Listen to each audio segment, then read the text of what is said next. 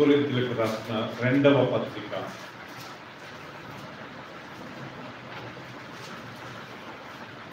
2 Corinthians chapter 12.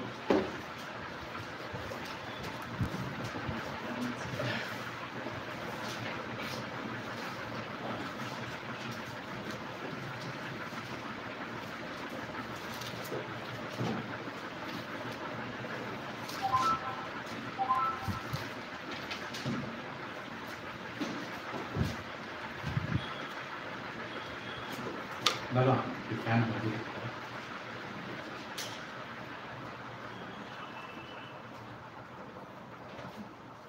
ఏడవ వచనం చదువుకుందామండి. నాకు కలిగిన ప్రత్యక్షతలు బహు విశేషంగా ఉన్నందున నేను అత్యధికముగా హెచ్చిపోకుండా నిమిత్తము నాకు శరీరంలో ఒక ముళ్ళు నన్ను నలగగొట్టుటకు సాతాను యొక్క దూతగా ఉంచబడింది. అది నా యుద్ధ నుండి తొలగిపోవాలనని దాని విషయమై ముమ్మారు ప్రభువును వేడుకుంటే, అందుకు ప్రభు, నా కృప నీకు చాలును, బలహీనత యందు నా శక్తి పరిపూర్ణమగుచున్నదని ఆయన నాతో చెప్పారు. మళ్ళా చదువుతాను, దయచేసి 7వ వచనం అందరం చూసుకుందాం. నాకు కలిగిన ప్రత్యక్షతలు బహు విశేషంగా ఉన్నందున నేను అత్యధికముగా హెచ్చిపోకుండా నిమిత్తము నాకు శరీరంలో ఒక ముళ్ళు నేను అత్యధికముగా హెచ్చిపోకుండా నిమిత్తము నన్ను నలుగగొట్టుటకు సాతాను యొక్క దూతగా ఉంచబడింది. అది నా యుద్ధ నుండి తొలగిపోవాలని దాని విషయమై ముమ్మారు ప్రభువును వేడుకుంటుంది. అందుకు ప్రభు ఏమన్నాడంట, నా కృప నీకు చాలును, ఎప్పుడు బలహీనత యందు నా శక్తి పరిపూర్ణమగుచున్నదని ఆయన నాతో చెప్పారు. ప్రియులారా, ఈ యొక్క మాటల అర్థం ఏంటంటే, అపోస్తలుడైన పౌలుకు ఒక ప్రత్యక్షత, ఒక దర్శనం కలిగిందంట. ఏంటి ఆ దర్శనము? ఈ పౌలు మెలకువగా ఉండంగానే ఆయన ఒక దర్శనం దేవుడు ఇచ్చాడంట. ఆయన పరలోకానికి వెళ్ళిపోయాడంట. ఆ దర్శనం, 3వ ఆకాశం అంటే పరలోకం, పరదేశం అంటే పరలోకానికి వెళ్ళిపోయాడు. వెళ్ళిపోయి ఉచ్చరింప శక్యం కాని మాటలు విన్నాడంట. అక్కడ దేవదూతలు, కెరూబులు, సెరూబులు వీళ్ళంతా మాట్లాడే మాటలు, ఆరాధన పాటలు ఇవన్నీ విని ఆయన ఆశ్చర్యపడిపోయి, మనుషులు మాట్లాడే అంత గొప్ప మాటలు నేను విన్నాను. 12వ వచనం చూడండి, 2వ వచనంలో ప్రియులరా, క్రీస్తునందున్న ఒక మనుషుని నేను ఎరుగుతాను, అతడు 14 సంవత్సరం కిందట 3వ ఆకాశమున కొనుక్కోబడెను, అతడు శరీరముతో కొనుక్కోబడను నేను ఎరుగును, శరీరం లేక కొనుక్కోబడను నేను ఎరుగును, అది దేవునికి తెలియను. కాబట్టి అట్టి మనిషిని నేను ఎరుగుదును, అతడు పరదేశానికి కొనుక్కోబడి వచింప చక్కని మాటలు వినను, ఆ మాటలు మనుషుడు పలకకూడదు. చూడరా, పౌలు అంటాడు 14 సంవత్సరాలు అంటే ఆయన గురించి ఆయన చెప్తున్నాడు. 14 years బ్యాక్ ఒక వ్యక్తి 3వ ఆకాశం కొనిపోబడ్డాడు. 3వ ఆకాశం అంటే ఎవరు ఉంటారు అక్కడ? దేవుని సింహాసనం. మొదటి ఆకాశం అంటే ఎక్కడ వరకు అయితే ఈ గాలి ఉంటుందో, ఆక్సిజన్ ఉంటుందో, ఏరోప్లేన్స్ అక్కడ వరకు ఎగురుతాయి. దాని తర్వాత ఎగురితే గాలి ఉంటుంది, దాన్ని మొదటి ఆకాశం అంటారు. 2వ ఆకాశం అంటే సూర్య, చంద్ర, నక్షత్రాలు, ఈ గ్రహాలు ఉంటాయి. సెకండ్ ఆకాశం. మరి 3వ ఆకాశము దేవుడు ఉండే. shall understand, third heaven is the place where God is dwelling. అందుకే ఒక వాక్యంలో రాయబడింది, ఆకాశమున సింహాసనము. ఎన్నో ఆకాశము? 3వ ఆకాశం. భూమిన పాదపీఠం. సో పౌలు అంటాడు, 14 సంవత్సరాల క్రితము నేను పరలోకానికి కొనిపోబడ్డా, పరదేశులకు కొనిపోబడ్డా. అక్కడ పోతున్న నేను చూసింది ఏంటి? అక్కడ వచింపశక్యము కాని మాటలు నేను విన్నాను. అంటే ఎవరు వినకూడదు ఆ మాటలు, అంత గొప్ప మాటలు. ఏ మనిషి పలకకూడదు. దేవదూతలు, దేవుడు మాట్లాడే మాటలు అది చూసి ఆశ్చర్యపడిపోయాడు. సో దాని కింద అంటాడు, నాకు కలిగిన ఆ దర్శనాన్ని బట్టి నేను ఎక్కడ గర్విస్తానో, ఎప్పుడు నాకు గర్వం వచ్చి నాకు దర్శనాల గిఫ్ట్ ఉందని చెప్పి నేను ఇక్కడ గర్విస్తానని చెప్పి దేవుడు ఏం చేశాడంట, పౌలుకు ఒక ముళ్ళు పెట్టాడంట. ఏంటి ఆ ముళ్ళు? ఏదో ఏదో ఏదో ఆస్తమనో, ఇద్దరు రెండు వర్షన్స్ ఉన్నాయి. పౌలుకు ఆయనకు కంటి ప్రాబ్లం ఉండేదంట. ఎప్పుడు కళ్ళల్లో ఊసులు వచ్చాయంట. ఆయన కొద్దిగా కళ్ళు సరిగ్గా మంచిగా కనపడే కానీ మరి కొద్దిగా ఇబ్బంది పడేవాడంట. ఇంకొక వర్షంలో నేను చదివాను, ఆయనకు ఆస్తమా ప్రాబ్లం ఉండేదంట. రెండిట్లో ఏదో ఒక ప్రాబ్లం. ముళ్ళు అంటే ఏదో ముళ్ళు గుచ్చుకునేది కాదండి. నా జీవితంలో దేవుడు ఒక కష్టం పెట్టాడు. ఏంటి ఆ కష్టం అంటే, ఏదో ఒక వ్యాధి, ఏదో ఒక రోగం, ఏదో ఒక బలహీనత, ఏదో ఒక సిక్నెస్, ఏదో ఫైనాన్షియల్ ప్రాబ్లం కదా. ఓకే, ముళ్ళు అంటే సమ్ ప్రాబ్లం. ఎక్కడ నేను గర్వించి నేను మూడో ఆకాశానికి వెళ్ళిపోయినా, నేను దేవుడిని చూశాను అని ఎక్కడ నేను గర్విస్తాను అని చెప్పి దేవుడు నాకు ముళ్ళు పెట్టాడంట. అందుకు పౌలు ఆ ముళ్ళును తీయండి అయ్యా, నాకు చాలా బాధ ఉంది, సరిగ్గా కళ్ళు కనపడలేదు, లేకపోతే ఆయాసం అవుతుంది. ఫస్ట్ సారి ప్రేయర్ చేశాడంట, జవాబు రాలేదంట.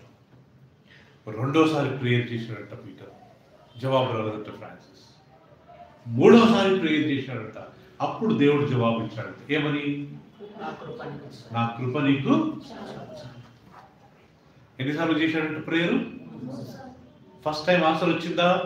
రాలే. ఫస్ట్ టైం ఆన్సర్ వచ్చింటే మూడోసారి చేసేవాడు కాదు కదా. ఫస్ట్ టైం ఆన్సర్ రాలేదు, రెండోసారి కానీ ఆన్సర్ రాలేదు. అంటే దీన్ని బట్టి మనం దేవుడిని అడుగుతూనే ఉండాలంట. ఆ సమయం వచ్చినప్పుడు దేవుడు మనకు ఇస్తాడు. రెండోసారి ప్రేయర్ చేసిన ఆన్సర్ లేదంటారు. మూడోసారి ప్రేయర్ చేసినట్టు అప్పుడు దేవుడు అంటాడు, నా కృప నీకు. అంటే ఈవెన్ నీ బలహీనతలో, ఈవెన్ నీ రోగంలో నా కృప నీకు చాలు. సో మీకు తెలుసో లేదు ప్రియులారా, అపోస్తుడైన పౌలు బ్రతికినన్ని రోజులు ఆయన ఆ వ్యాధితోనే బ్రతికాడు. దేవుని సేవకులకు ఎందుకు రోగాలు వస్తాయి, ఎందుకు షుగర్ వస్తుంది, ఎందుకు హార్ట్ సర్జరీ అవుతుంది, ఎందుకు వాళ్ళకి కళ్ళ ప్రాబ్లము, ఎందుకు వాళ్ళకి ఆస్తమా ప్రాబ్లము, ఎందుకు వాళ్ళకు ఈ ఫైనాన్షియల్ ప్రాబ్లము అని మనం అనుకుంటాం కదా. ఇక ఇంత గొప్ప సేవకుడైన పౌలుకే ఇంత పెద్ద ప్రాబ్లం వచ్చింది. మనం ఏ పాట వాళ్ళు? మీరు ప్రభుని నమ్ముకుంటారు కదా, మీకు ఎందుకు కష్టాలు అని కొంతమంది అంటారు కదా. అది పద్ధతి కాదమ్మా. బైబిల్ ప్రకారం అందరూ కష్టపడాలి. నీతిమంతులకు కలుగు ఆపదలు వాటన్నిటి నుండి దేవుడు వారిని. సో ఈరోజు గుర్తుపెట్టుకుందాం ప్రియులారా, మనకి ఏ కష్టాలున్నా మనం దేవుని దగ్గర అడుగుతాయని ఒకవరకు మాట్లాడతాడు. ఏమని? నా కృప నీకు. ఆ ప్రాబ్లంలో నేను నా కృపను ఇస్తాను. ఇప్పుడు నాకు ప్రాబ్లం షుగర్ ఉంది, నాకు 25 years నుంచి షుగర్. ఇప్పటి నుంచి దేవుడు నాకు కృపను ఇవ్వలేదా? ఇవ్వకుంటే నేను షుగర్ పెట్టుకొని నేను బతుకునేవాడినా?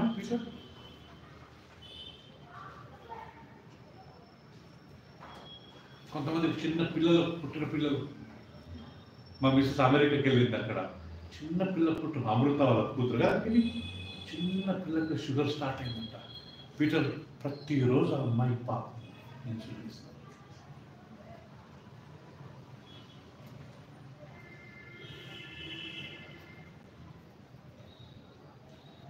సో కాబట్టి ప్రియులరా, ప్రతి ఒక్కరికి ఏదో ముళ్ళు ఉంటుంది మన కుటుంబాలు. ఇప్పుడు తల్లిదండ్రులకి ఏం కాదు, వాళ్ళు హెల్తీ ఉండొచ్చు, కానీ పాప అలా ఉంది. కొన్నిసార్లు మనకున్న ప్రాబ్లం లేదు, మన పిల్లలకు ఉంటే మాత్రం సాధించండి. ప్రతిరోజు ఆ చిన్న పిల్లలకి పాపం ఇప్పుడు పెరిగింది. 3 years or 4 years అంటాం, 7 years అనుకున్నాం. ప్రతిరోజు పొద్దున మధ్యాహ్నం సాయంత్రం. సో ఇక్కడ పాయింట్ ఏంటంటే ప్రియులారా, నా కృప నీకు. మనకి ఏ కష్టాలు ఉన్నా కానీ దేవుడు ఒకే మాట అంటాడు, నా కృప నీకు చాలును. నీకు ఎన్ని కష్టాలు వచ్చినా నా కృప ఇస్తాను.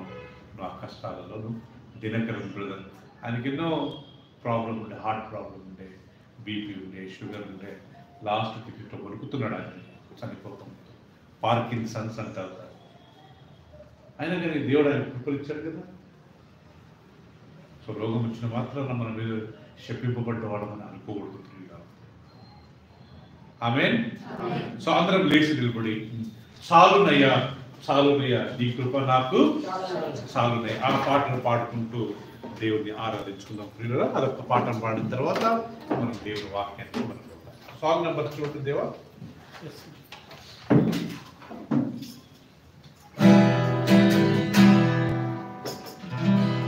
225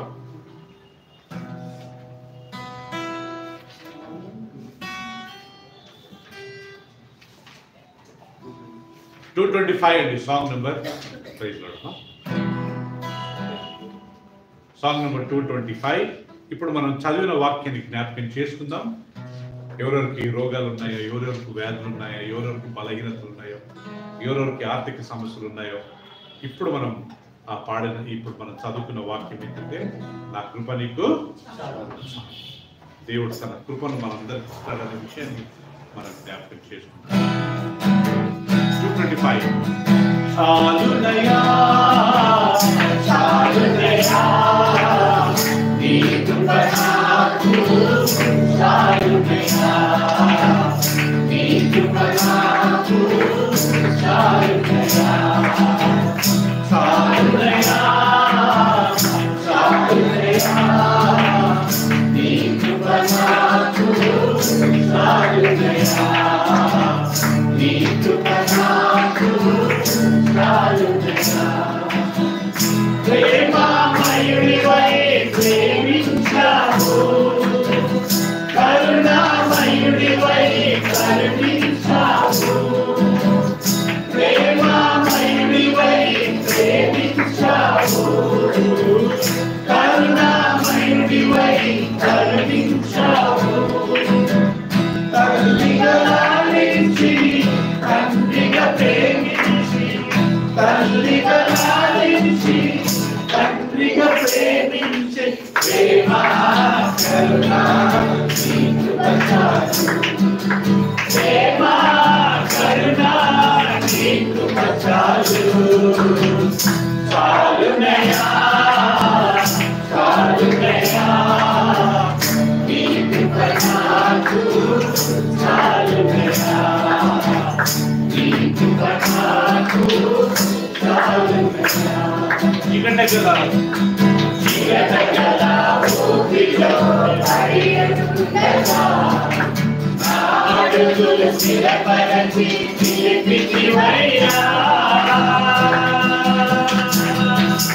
చీకటగల ఊపిలో అడియనుండగా నా అడుగులు స్థిరపరచి నిలిపితివయ్యా హిసోపుతో నన్ను కడుగు యేసయ్యా హిమము కంటెను ఎల్లగా మార్చయ్యా నీకేమి చెల్లెదు నా మంచి యేసయ్యా నా జీవితమంతా అర్పించు నీకయ్యా ప్రేమ కరుణ నీ కృప చాలు ప్రేమ కరుణ నీ కృప చాలు చాలునయ్యా చాలునయ్యా నీ కృప నాకు చాలునయ్యా నీ కృప నాకు చాలునయ్యా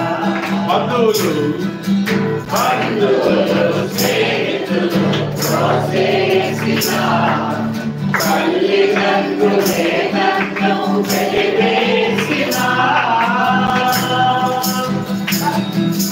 బంధువులు స్నేహితులు ప్రోత్సహించిన తల్లిదండ్రులే నన్ను వెలివేసిన నన్ను నీవు మరువలేదయ్యా నిన్నగా ప్రేమించి రక్షించినావయ్యా నీకేమి చెల్లెదు నా మంచి యేసయ్యా నా జీవితమయ్యో జీవితుమయ్యా ప్రేమ కరుణ నీ కృప చాలు ప్రేమ కరుణ నీ కృప చాలు చాలునయ్యా చాలునయ్యా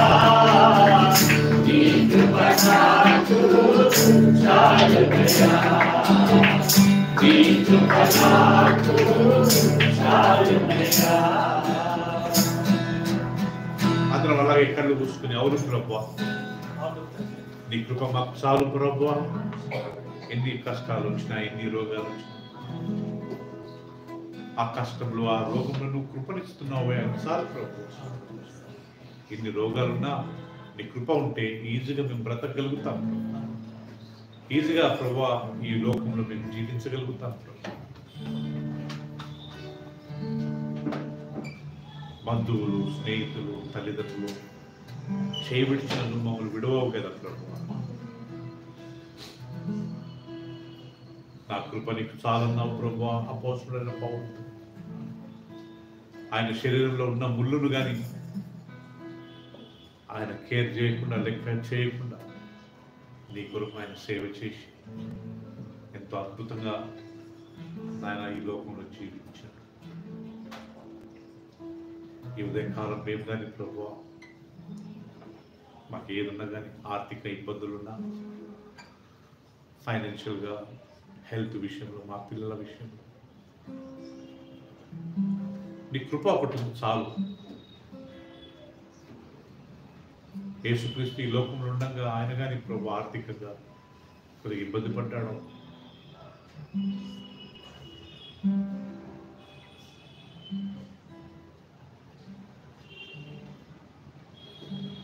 ఎంతోమంది ఫైనాన్షియల్గా సఫర్ అయ్యారు, కానీ నీ కృప వాళ్ళని విడిచిపోలేదు ప్రభు. Even we want to say thank you. మాకు మీరు కృపనిచ్చారు, థ్యాంక్ యూ ప్రభు. ఆ కృపతో మేము అంతవరకు నీ కొరకు జీవించాలి. మేము జీవించేది నీ కొరకే ప్రభు.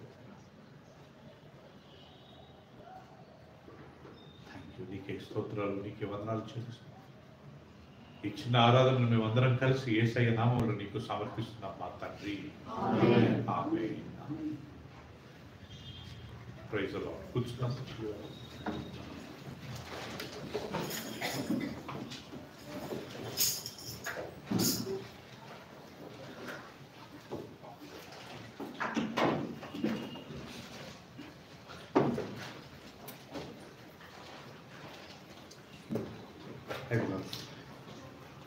అందరికి praise the Lord. I said అందరికి praise the Lord. Very good. హల్లెలూయా. ప్రియులారా, మీ అందరిని మళ్ళా తిరిగి చూడడం, ప్రభు దినమందు మీ అందరినీ కలవడం చాలా సంతోషం. కొంతమంది ఊర్లోకి వెళ్ళారు. ప్రతాప్ బ్రదర్ కానివ్వండి, మన సుప్రియ సిస్టర్ కానివ్వండి, మన సునీత కుమారుడు సన్నీకి ఆయనకు హెల్త్ బాగలేదు. So we are missing some people. Hope they will be back again. Amen. So ప్రియులారా, ఈరోజు పోయిన వారం మనం నేర్చుకున్నది ఏంటంటే మనం దేవుణ్ణి ఎలా ఘనపరచాలి, దేవుని ఎలా మహిమపరచాలి కదా. దేవుని మహిమపరచడం అంటే ఆయన ఎలా సంతోషపెట్టాలి. How to please God, how to glorify God కదానికి ఏం నేర్చుకున్నాం మనం. దేవుని ఎలా ఘనపరచాలి. బైబిల్ ఏం రాయట్లేదంటే మీరు ఏది తిన్ననో త్రాగినను ఎవరి కొరకు చేయండి, దేవుని మహిమార్థం కొరకు చేయండి. ఫ్రాన్సిస్, మా టాపిక్ ఏంటంటే how to glorify God, how to please God, how to make him happy. మనం ఏం చేసినా దేవుడు చాలా హ్యాపీ బాబు. వీళ్ళు చెప్పిన మాటలు వింటున్నారు, వీళ్ళు నాకు లోబడుతున్నారు, వీళ్ళు ఏం చేసినా నా మహిమార్థం కొరకు చేస్తున్నారని దేవుడు చాలా హ్యాపీగా ఫీల్ అవుతాడు. ఒక వాక్యంలో రాయబడ్డది, నేను ఎందుకురా బాబు సౌలును రాజుగా చేశాను. దేవుడు పశ్చాత్తాపడ్డాడు. 3 స్థలాలలో బైబిల్లో రాయబడ్డది. ఎందుకు దేవుడు ఫీల్ అయ్యాడట, అయ్యో వచ్చి నేను ఎందుకు నన్ను రాజుగా చేశాను.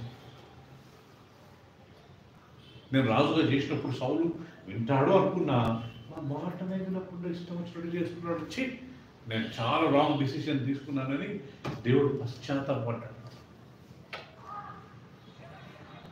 ఆదికాండం 6వ అధ్యాయంలో అంటాడు, ఛీ నేను ఎందుకురా బాబు మనుషులను సృష్టించాను నా పోలిక చొప్పున.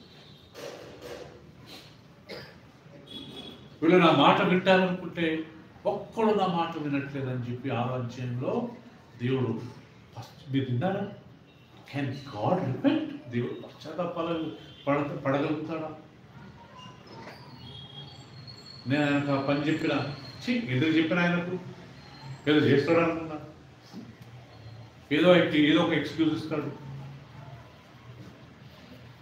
అని దేవుడు చాలా ఫీల్ అయ్యాడు.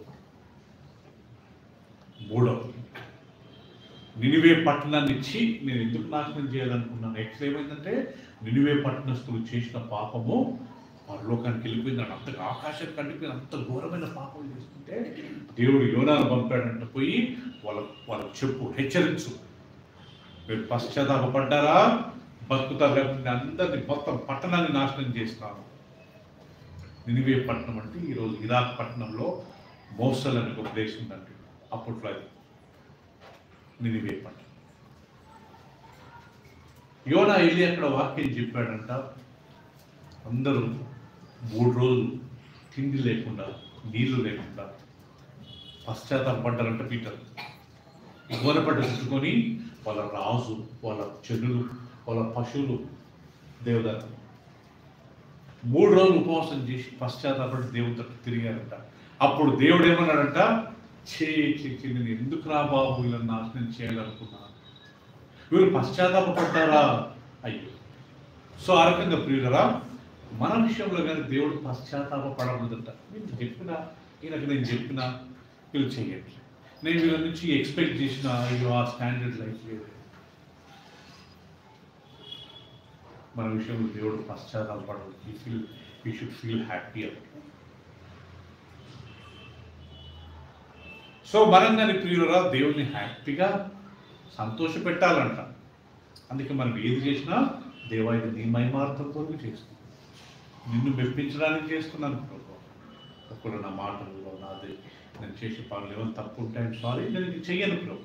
మనకి ఏదైనా తప్పు అని తెలిస్తే మనం దాన్ని ఆపడం చాలా మంచిదంట ప్రియులరా. మనం తెలిసిన తర్వాత కానీ మనం అదే తప్పులు చేసుకుంటూ పోతే దేవుడు కానీ ప్రియులరా సాయం చేయలేడంట. బైబిల్లో రాయబడింది, పాపి తన పాపమును బట్టి నాశనం అవును. ఒక వ్యక్తి పాపం చేస్తే ఆయన పాపాలను బట్టి ఆయనే చనిపోతాడు, కానీ వాళ్ళ పిల్లలను దేవుడు శపించాడంట, పిల్లలను చంపడంట. ఒకవేళ నేను మంచి చేస్తే నా మంచితనం నా పిల్లలకు వస్తుంది, కానీ నా చెడు నా పిల్లలకు రాదంట ప్రియులారా. అంటే దేవుడు వాళ్ళను, నేను తప్పు చేస్తే వాళ్ళను దేవుడు శిక్షించడు. మేము దానివల్ల వాళ్ళు ఇన్ఫ్లుయెన్స్ అయ్యి వాళ్ళు పాడైతే అది వేరు, కానీ దేవుడు కాదు దాని. కాబట్టి మనం దేవుడు ఎలా మహిమపరచాలా, ఒక వాక్యం నేను రాయబడి పోయిసారి నేర్చుకున్నాం. యెషయా గ్రంథంలో, ఈ జనులను నా మహిమార్థం కొరకు నేను సృష్టించాను. ఇక్కడ మనందరినీ దేవుడు ఎందుకు సృష్టించాడంట? ఆయన మహిమార్థం కొరకు కదా. మనకి ఇష్టం వచ్చిన జీవించడం కాదంట ప్రియులారా, ఆయన మహిమార్థం కొరకు. చూడండి యెషయా గ్రంథం పోయిసారి నేర్చుకున్న వాక్యం 43వ అధ్యాయం 7వ వచనము, బుక్ ఆఫ్ ఐజాయా. అందరు తీసిన తర్వాత నేను చెప్పినప్పుడు చదవండి, అందరు తీయండి ప్రియులారా, మనకు ఒక ఐడియా వస్తుంది. ఐజాయా 43:7. ఐజాయా 43:7. అందరు తీసిన తర్వాత చదువుతున్నాం. నో హరి. నా మహిమ నిమిత్తము నేను సృజించే వారిని నా నామము పెట్టుబడిన వారందరినీ తెప్పించుము. నా మహిమ నిమిత్తము నేను సృష్టించిన వారు. దేవుడు ఎవరు ఎందుకని సృష్టించాడంట మనల్ని? తన నా మహిమ నిమిత్తం నేను వారిని సృష్టించాను. ఓకే, సరౌండ్ ఇంగ్లీష్ లో అన్ని చదువు బిడ్డ. They are my own people, and I created them to bring me glory. I have created them to bring to glory, to my glory. Tell Mukesh, I have created Mukesh for what? For his glory. I have created Sheila, I created Kirtana, I created Sharon, I created everyone for my glory. నా మహిమార్థం కొరకు నేను సృష్టించాను. మన faces అన్ని చూసారా?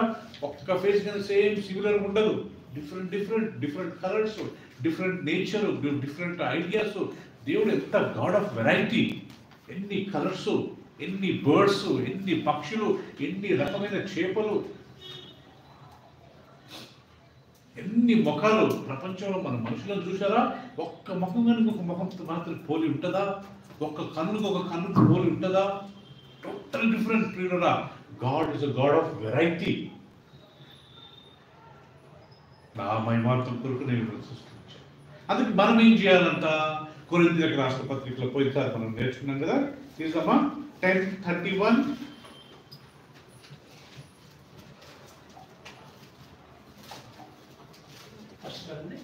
అందరు తీసిన తర్వాత చదువుతున్నాం. 1 Corinthians chapter 10.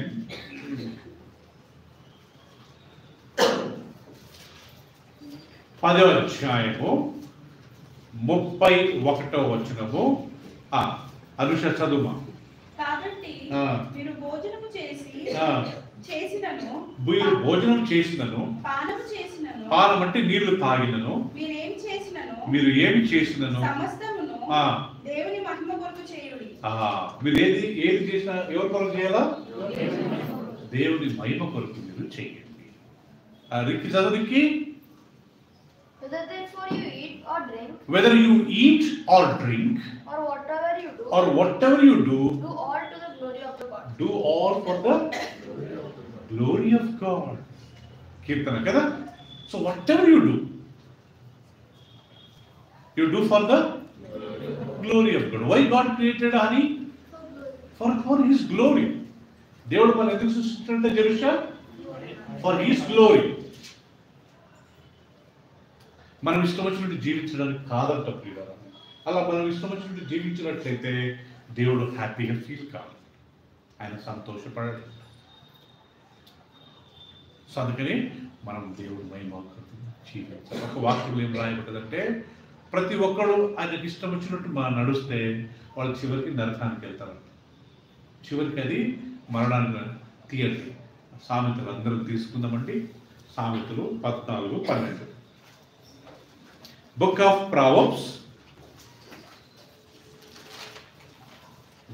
Proverbs.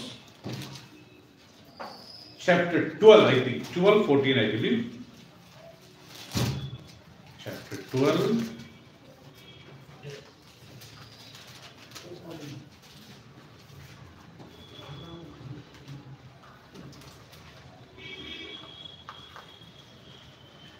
Or 14:12. Right. 14:12 అందరు తీసిన తర్వాత ఒకరు చదవండి అమ్మా. దాంట్లో చక్కగా రాయబడదు చూడండి. ఒకని ఎదుట సరైనదిగా కనబడు మార్గము కలదు, అయితే తుదకు అది ఎక్కడికి నడిపిస్తుంది? మరణమునకు త్రోయను.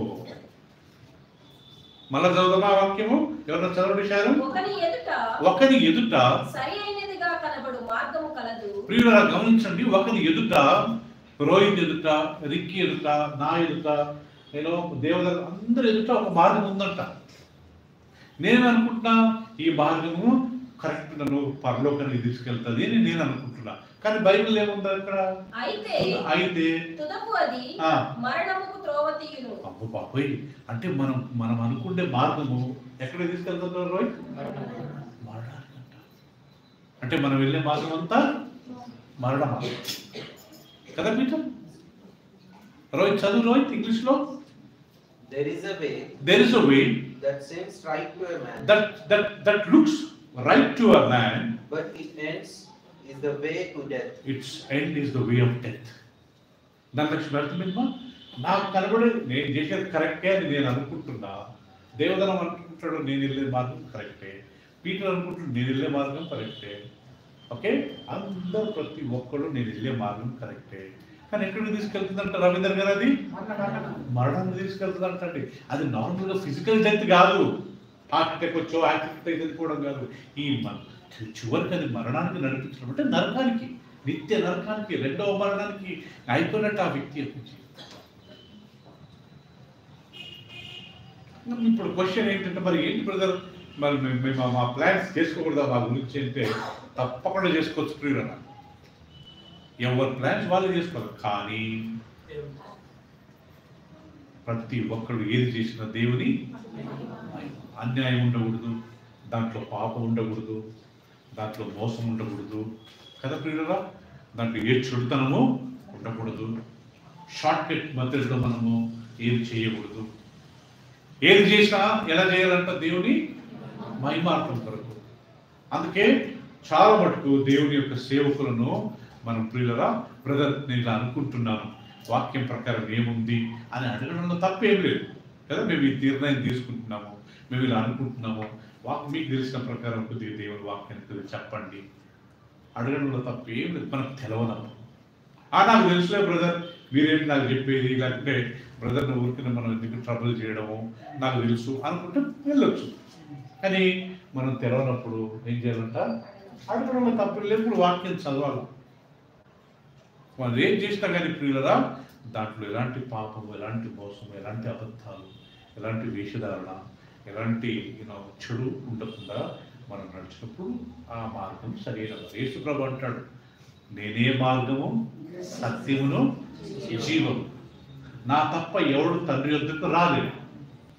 మనం వెళ్ళే మార్గము మరణ మార్గము, యేసుప్రభు చెప్పిన మార్గము జీవ మార్గం. అవునా కదా? కానీ the way what we choose is a way of death, but Jesus said, I am the truth, I am the life, I will give you, I am the way, you come to my way, I will take you to life. Which life? Eternal life, పరలోక రాజ్యం, నిత్య జీవం. మనిషి అంత జ్ఞానవంతుడు కాడంటండి. సొంత నిర్ణయాలు తీసుకుని ఏదో ఇష్టం వచ్చినట్టు జీవించడానికి అంత జ్ఞానవంతుడు కాడు. మనిషి ఫెయిల్ అవుతాడు. అందుకే మనం అయినంత వరకు దేవుని మార్గంలో నడవడము చాలా చాలా మంచిది. హల్లెలూయా. దేవుడు ఎంత మంచివాడంటే మనకైనా వాక్యాన్ని ఇచ్చాడు. దేవుడు ఆ వెలుగు మనకి ఇచ్చాడు. ఈ వాక్యం లేకపోయింటే ఇష్టపచ్చిగా మనంగా జీవించేవాడు. ప్రపంచంలో ఒకసారి పోయి చూడండి, కొన్ని గ్రామాలను చూడండి, ఇంటింటికి ఒక దేవత. కర్ణాటకలోనే ఉండేవాడిని కాబట్టి, పుట్టి పెరిగాను కాబట్టి ఆడ కన్నడ మాట్లాడతారు. ఒక్కొక్క ఇంటికి వెళ్తే నమ్మని దేవతే, నమ్మని దేవుడు. మనే అంటే ఇల్లు, మా ఇంటి దేవుడు, మా ఇంటి దేవత. ఇంటికి దేవుడు ఏంటయ్యా? దేవుడు అనేవాడు ఒక్కడే ఉండేది.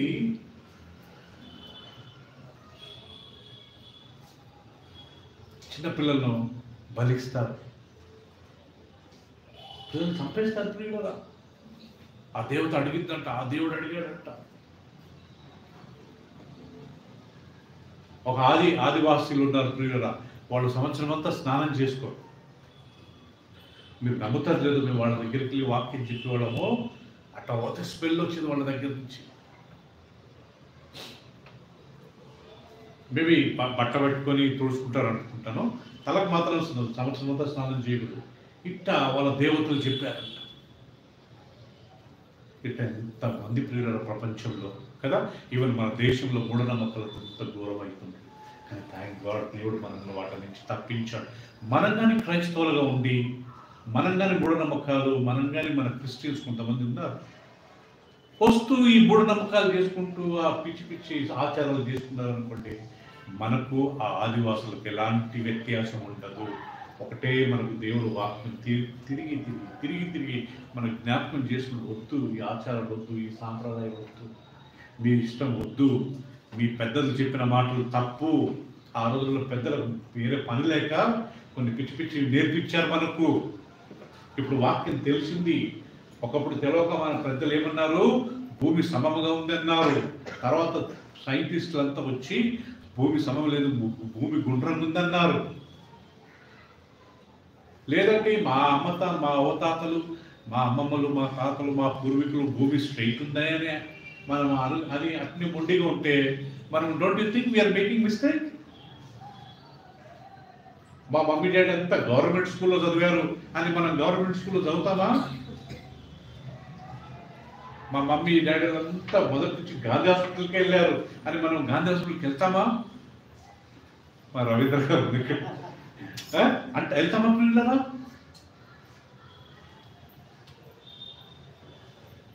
ఆరోగ్యం ఉన్న వాళ్ళు కానీ కొంతమంది చనిపోతారు, అండ్ చనిపోయేటారు కానీ బతుకుతారు. అది డిఫరెంట్ స్టోరీ కరెక్ట్ కదా. కానీ మనం వెళ్తామా? కాదు కదా. ఇప్పుడు మనకు things have changed, latest things have come. కదా అని నన్ను my forefathers my old parents and they went to government school అని మనం వెళ్తామా షారన్? మీ డాడీ మమ్మీ మంచి స్కూల్ వేస్తారు, ₹1,00,000 పే చేస్తారు, మంచిగా స్కూల్ ఆడ మంచిగా చదువు చెప్తారు. ఈ రోజుల్లో బోర్డు మీద ఎవరు రాయట్లే, అంతా ల్యాప్టాప్స్ తీసుకెళ్తున్నారు, ట్యాబ్స్ తీసుకెళ్తున్నారు. జ్ఞానం పెరిగింది ఇప్పుడు కదా. మనం అదే పాత ముసలుల మాదిరిగా లేదండి మా మమ్మీ డాడీ చేసేవారండి, మా తాతలు చేసేవారండి మనం చేసుకుంటే గుర్తుపెట్టుకుందాం, మనం దేవుని రాజ్యానికి వెళ్ళలేదు. ఈవెన్ మన ఆచారాలు, మన ఆత్మీయ విషయాలు కానీ అంతే చాలా విధాలు. ప్రైజ్లో మా ఇంట్లో ఇది చేసేవారండి, మా చర్చిలో చెప్పారు, మా చర్చిలో చేస్తారు. ఆ చర్చిలో చేసే వాక్యంలో ఉన్నాయా? బైబిల్లో ఉన్నాయా? క్రిస్మస్ అని స్టార్ పెడతారు. పోయినసారి మనం నేర్చుకున్నాం కదా, నేను హోరేబులో మీతో మాట్లాడినప్పుడు మీరు ఏ రూపం చూడలేదు కాబట్టి మీరు చెడిపోయి మీ కొరకు స్త్రీ రూపమైనను పురుష రూపమును చేసుకునకూడదు, ఆకాశంలో ఎగిరే పక్షుల రూపము చేసుకునకూడదు, భూమి మీద ఉండే జంతువుల ప్రతిమను చేసుకోకూడదు, నీటి యందుండే చేపలను చేసుకునకూడదు. మీ దేవుడైన యెహోవా మీ కొరకు వెలిగించడానికి సూర్య చంద్ర నక్షత్రాలను చేశాడే, వాటిని కానీ చేసుకునకూడదు. చూడండి, ద్వితీయోపదేశ కాండం 4:15 నేను చెప్పిన మాటలు కరెక్ట్ కాదు. నేను చెప్పే ప్రతి మాట లేఖనాల నుంచి చెప్తానండి. విని మాత్రం లోబడితే ధన్యులండి. విని తర్వాత కానీ మనం దాన్ని ఫాలో చేస్తే ఇంకా ఎవరి పాపానికి వాడు ఒడిగట్టుకుంటాడు. అందరు తీసిన తర్వాత బుక్ ఆఫ్ డిట్రానమీనేనా? బుక్ ఆఫ్ డిట్రానమీ ద్వితీయోపదేశ కాండము 4వ అధ్యాయము 15వ వచనము ఒకళ్ళు స్పష్టంగా తెలుగులో ఒకళ్ళు ఇంగ్లీష్లో చదువుతారు. దేవదనం మీరు తీశారు, చదవండి. దేవ హోరేబులో యెహోవా అగ్ని జ్వాలల మధ్య నుండి మీతో మాట్లాడే దినమున మీరు ఏ స్వరూపమును చూడలేదు, మీరు ఏ స్వరూపము దేవునికి చూడలేదు. కావున మీరు చెడిపోయి భూమి మీద ఉన్న ఏ జంతువు ప్రతిమనైనను, మీరు చెడిపోయి భూమి మీద ఉన్న ఏ జంతువు ప్రతిమనైనను, ఆకాశమందు ఎగురు రెక్కలు గల ఏ పక్షి అయినను, ఆకాశంలో ఎగిరే ఏ పక్షి ప్రతిమనైనను, నేల మీద ప్రాకు ఏ పురుగు ప్రతిమనైనను, భూమి కిందనున్న నీళ్ళ యందు ఏ సేప ప్రతిమనైనను, ఆడు ప్రతిమను గాని మగ ప్రతిమను గాని ఏ స్వరూపము కలిగిన విగ్రహం మీ కొరకు చేసుకున్నప్పుడు చాలా. ఇక్కడ వినండి ప్రియులారా, ప్రభు అంటున్నాడు, శీల నేను మీతో దేవుడు మాట్లాడినప్పుడు ఆ హోరేబ్ అంటే సీనాయి కొండ మీద నుంచి దేవుడు మాట్లాడినప్పుడు మీరు ఏమైనా రూపం చూశారా? దేవుడు అంటున్నాడు, నేను ఏమైనా రూపంలో మీకు కనబడ్డానా? నిప్పుల పొద నుంచి నేను మాట్లాడాను కదా. కాబట్టి మీరు చెడిపోయి భూమి మీద ఏ జంతువు ప్రతిమనైనను, ఆకాశంలో ఎగిరే ఏ పక్షి ప్రతిమనైనను, పురుగు ప్రతిమనైనను, నీళ్ళలో ఉండే ఏ చేప ప్రతిమనైనను, ఆడ ప్రతిమనైనను, రెండోది మగ ప్రతిమను మీ కొరకు చేసుకోనకూడదు. దేవుడు అనేవాడు ఏ రూపంలో, ఏ పురుగు రూపంలో, ఏ చేప రూపంలో, ఏ పశువుల రూపంలో, ఏ పక్షుల రూపంలో, ఏ మనుషుల రూపంలో ఉన్నాడు. ఆడ ప్రతిమనైనను మగ దేవుడు మన ఇందులో పెట్టుకుని, లేకుంటే ఇది యేసుప్రభు ఫోటో అంట, ఇది మనం పెట్టుకోకూడదు. బైబిల్ క్లియర్గా రాయబడ్డది. పాత నిబంధనలో వద్దన్నవాడు న్యూ టెస్ట్ కొత్త నిబంధనలో పర్మిషన్ ఇస్తాడు. పర్మిషన్ అది పాత నిబంధన అంటే పాత నిబంధనలో దేవుడు పర్మిషన్ ఇవ్వండి, న్యూ టెస్ట్మెంట్ చేసుకోమంటాడా? ఆడ ప్రతిమన మగ ప్రతిమన ఎవరంటే చెప్పింది ఇది దేవుడు అని? క్రైస్తవులుగా మనం కానీ ప్రియులుగా ఎన్నోసార్లు మనం కానీ అవి పెట్టుకుంటాం, సిలువ పెట్టుకుంటాం, ఇంట్లో క్రాస్ పెట్టుకుంటాం. ఏ ప్రతిమ పెట్టుకోకూడదు. ఇప్పుడు ఇళ్ళలో స్టార్లు పెట్టుకుంటున్నారు, దాని గురించి ఏముంది? దాని తర్వాత సూర్య చంద్ర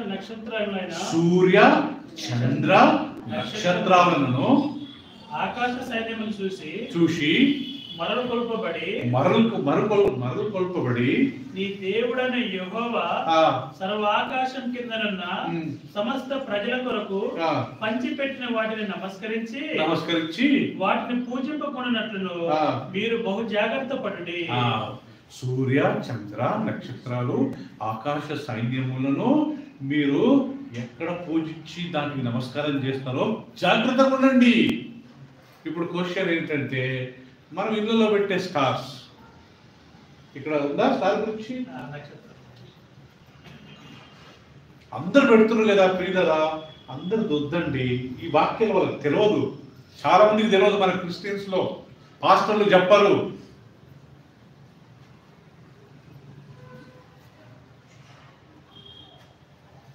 ఎవరు చెప్పరు ఏంటండి? చెట్లు పెట్టుకోవడము, చెట్ల ముందు దాని ముందు ఫోటోలు దిగడము, దాంట్లో ఫేస్బుక్లో పెట్టుకోవడము, డీపీలో పెట్టడము, ప్రియులరా కదా.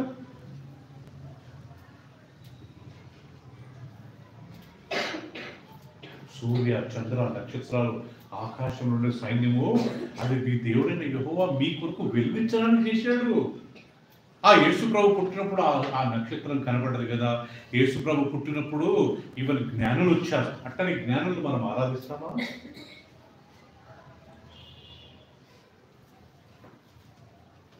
యేసుప్రభు శిలువలో చనిపోయాడు, అట్టని శిలువ పెట్టుకుంటామా? వాక్యం తెలిసిన వాళ్ళంతా ప్రియులరా వీటి జోలికలు ఇవన్నీ జీరో, కానీ వీటికి మనం ఇంపార్టెన్స్ ఇస్తాం. వద్దండి, చాలా ప్రమాదం కదరికి. God created all these things for his glory. మనం దేవుని, ఇప్పుడు అబ్రహాం ఉన్నాడు, యాకోబు ఉన్నాడు, ఇసాక్ ఉన్నాడు, వీళ్ళంతా దేవుని సేవకులు. అట్టని వాళ్ళని మనం పూజిస్తామా? వాళ్ళని మనం ప్రేయర్ చేస్తామా? ఆయన వాళ్ళు దేవుడు పంపిన సేవకుడు. రేపు నేను ఒక 20 నేను కొన్ని సంవత్సరాలు బతికి నేను దేవుని దగ్గరికి వెళ్ళిపోతా. తర్వాత నేను వెళ్ళిపోయిన తర్వాత నా బ్రదర్ ఉండేవారు, ఆయన గ్రేట్ అని నా ఫోటోస్ ఇంట్లో పెట్టుకుని పూజిస్తామా? కాదు. అపోస్తలుడైన పౌలు 13 పుస్తకాలు రాశాడు. ఆయనను మనం ఆరాధిస్తామా? ఆయనను ప్రేయర్ చేస్తామా? ఒక వ్యక్తి చనిపోయిన తర్వాత అంతే, ఆ వ్యక్తి పని అయిపోయినట్టు. ఆ చనిపోయిన ఫొటోస్ మనం పెట్టుకుని, దానికి పూలదండలు వేసుకుని, దానికి క్యాండిల్స్ పెట్టుకుని వాళ్ళ దగ్గరికి వెళ్ళి మనం ప్రేయర్ చేయడం, ఇది విగ్రహారాధన కాదా? చనిపోయిన తర్వాత మనం ఒక వ్యక్తి గురించి ఏం చేయలేము. ప్రసంగిలో ఒక వాక్యం ఉంది, ఒకసారి తీయండి ప్రియులరా. ప్రసంగి 9వ అధ్యాయం, book of Ecclesiastes, next to Proverbs, Psalms, Proverbs chapter 9, 9వ అధ్యాయము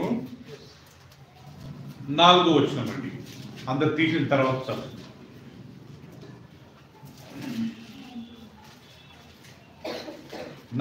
verse 4. బ్రతికి ఉండు వారితో కలిసిమెలిసి వారికి ఆశ కలదు, చచ్చిన సింహము కంటే బ్రతికిన కుక్క మేలు కదా. రైట్. 5వ వచనం, బ్రతికి ఉండు వారు తాము చత్తురని ఎరుగుదురు, అయితే చచ్చిన వారు ఏమియు ఎరుగరు, వారి పేరు మరోబడి ఉన్నది, వారికి ఏ లాభము వారిక ప్రేమింపరు, పగ పెట్టుకునరు, అసూయ పడరు, సూర్యుని కింద జరుగు వాటిలో దేనియందు వారికి ఎప్పటికీ వంతు లేదు. ఎంత క్లియర్ ఉంది కదా. ఈ వాక్యం తెలియదా మనకు? బ్రతికిన వారు తాము చత్తులని ఎరుగుతారు, చనిపోయిన వారు ఏం తెలియదు. వాళ్ళ పేరు భూమి మీద మరోపడ్డది. ఇంకా వాళ్ళు దేవుని దగ్గర ఏం లెక్క చెప్పుకుంటారు, వాళ్ళ వంతు. మనం బతుకున్న ఒక వ్యక్తి గురించి ప్రేయర్ చేయవచ్చు, బతుకున్నప్పుడు ఆ వ్యక్తికి మనం సాయం చేయవచ్చు, బతుకున్నప్పుడు ఆ వ్యక్తికి వాక్యం చెప్పవచ్చు, మనం ఆ సాయం చేయొచ్చు.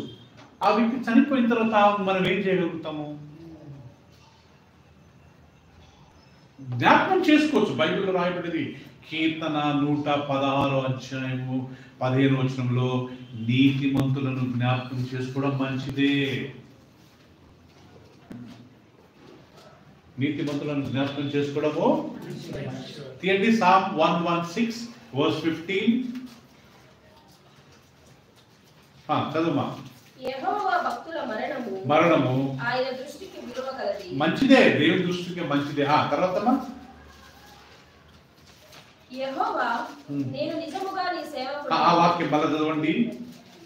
యెహోవా భక్తుల మరణము ఆయన దృష్టికి విలువ కలది. చూశారా పిల్లరా, దేవుడు దాన్ని విలువ ఇస్తాడు, కానీ మనం ఏం చేయాలా? మనం జ్ఞాపకం చేసుకోవడం తప్పేది. కాకపోతే వాళ్ళ ఫోటోలు పెట్టుకొని వాళ్ళ ఇవన్నీ పిల్లరా వాక్యంలో క్లియర్గా ఉన్నాయి. చనిపోయిన వారు ఏమీ వెనకరు, భూమి మీద వారికి ఎలాంటి భాగము పాలు లేదు, వాళ్ళ పేరు మరోపడ్డది, అయిపోయింది. ఇంకా వాళ్ళు రేపు దేవుని దగ్గర లెక్క చెప్పాలి. అందుకే మనం ఇక్కడ బ్రతికిన మనం అందరం పిల్లరా నీతిగా, న్యాయంగా, పరిశుద్ధంగా జీవించడానికి మ్యాక్సిమం ట్రై చేయాలి. అన్యాయం, మోసము, పాపముతో ఎవరిని ద్వేషించారు, అందరితో ప్రేమగా, అందరితో ఇలాంటి వాళ్ళు రేపు పరలోకంలో ఉంటారు. హల్లెలూయా.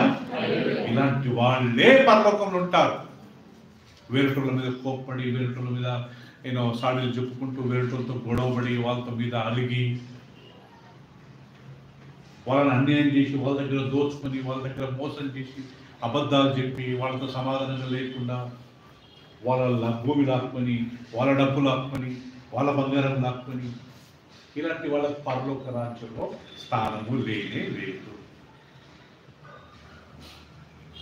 ఇది దేవుడి వాక్యం మనకు బోధిస్తాం.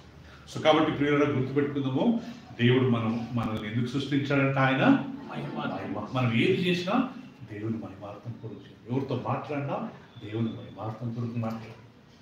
ఎవరికైనా పెట్టినా దేవా ఇది నీ మహిమ కొరకు మేము చేస్తున్నాం, ఎవరైనా సాయం చేసినప్పుడు నీ మహిమ కొరకు మేము చేస్తున్నాం, నువ్వు మాకు ఇస్తున్నావు కదా, మీరు ఇచ్చిన దాంట్లో మేము నాయన నీ బిడ్డలకు సాయం చేస్తున్నాం, నువ్వు ఇచ్చిన దాంట్లో మేము వీళ్ళకి ఇస్తున్నాం ప్రభు, నీ మహిమార్థం, మేము ఇచ్చే కానుక నీ మహిమార్థం కొరకే ప్రభు, మేము మందిరానికి వచ్చేది నీ మహిమార్థం కొరకే, నీ వాక్యం చదివేది నీ మహిమార్థం కొరకే. సో ఈ మైండ్ సెట్ మనం చనిపోయే వరకు మైండ్లో పెట్టుకోవాలనుకుంటా, నేర్చుకోవాలి. మనకి ఇంత క్లియర్ రాసిన తర్వాత కానీ ఈ ఆచారాలు, ఈ సాంప్రదాయాలు, ఈ పద్ధతులు ఎవరో చేసినారు, మా పెద్దలు చేసుకుంటూ వచ్చారు, మా అమ్మమ్మ తాతలు చెప్పారు, వద్దు ఇవి చాలా డేంజర్, వాళ్ళకి తెలవగా చేశారు. అప్పట్లో వాళ్ళకి దేవుని వాక్యం యొక్క వెలుగు లేదు, అప్పట్లో బైబిల్ అంత ప్రింటింగ్ లేదు, ప్రింటింగ్ ఉన్నా వీళ్ళకి చదువు వచ్చేది కాదు, చదువు వచ్చినా వాళ్ళకి పెద్దగా అర్థమయ్యేది కాదు లేఖనాలు. దేవుని వాక్యం అర్థం కావాలంటే ఆ సామాన్యునికి అర్థం కాదు, ఆత్మీయంగా ఉంటేనే దేవుని వాక్యం అర్థమవుతుంది ప్రియులారా.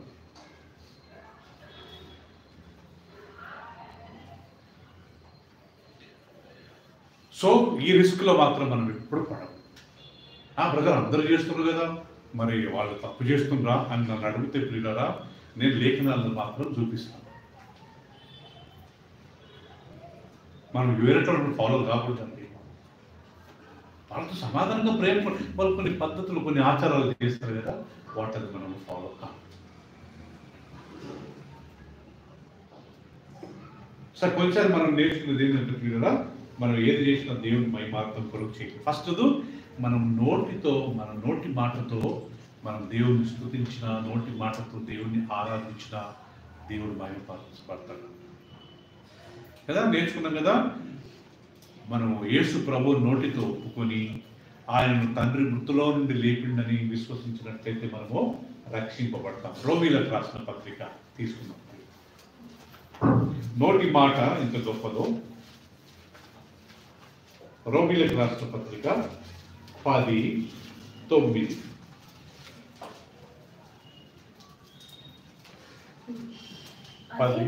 అదేమనగా యేసు ప్రభు అని నీ నోటితో ఒప్పుకొని. ఒక్క నిమిషం ఆగండి.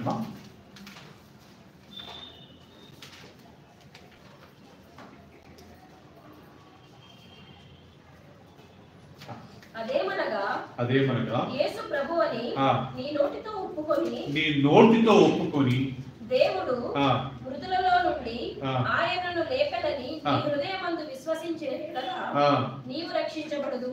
చాలు. అరికి చదువుకి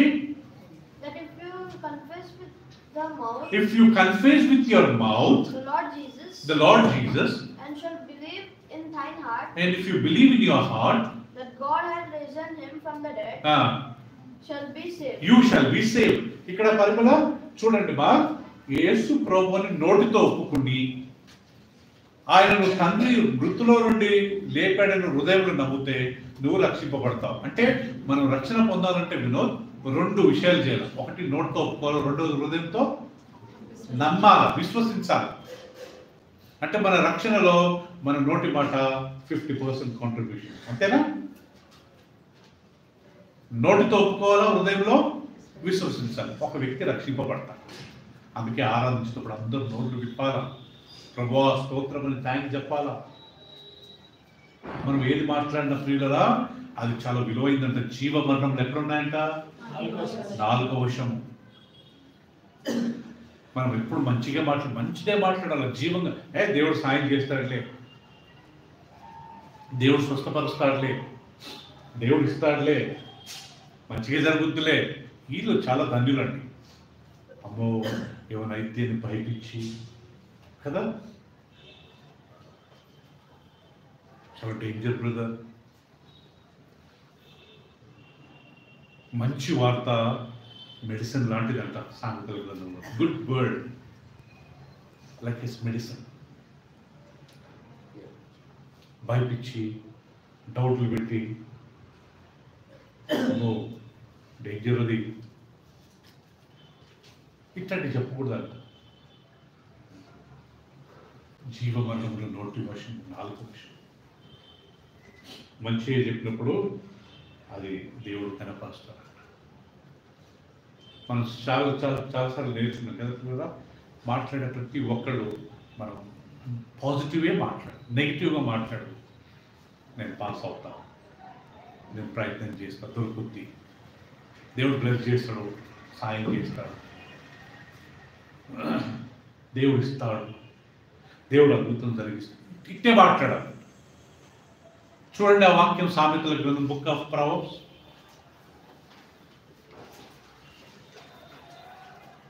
18:21. సామెతలు book of Proverbs. Honey you read కదా 18:21. What you say can preserve life or destroy it. Whatever you say, it will preserve your life or it will destroy it.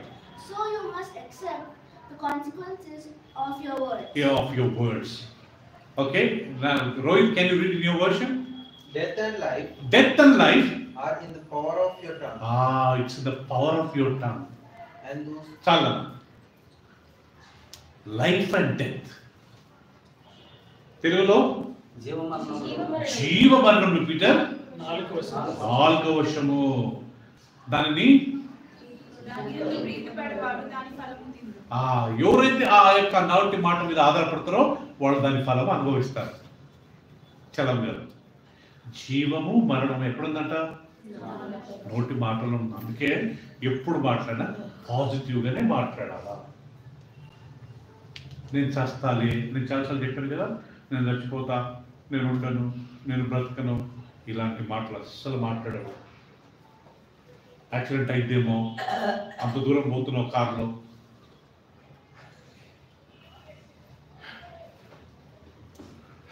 కదా, కరోనా వస్తుందేమో, జాగ్రత్త ఉండడం మంచిది. కానీ కట్టని మాటలు మాట్లాడుతావా? వచ్చిన కానీ దేవుడు స్వస్థపరుస్తాడు అనాలి కానీ కదా.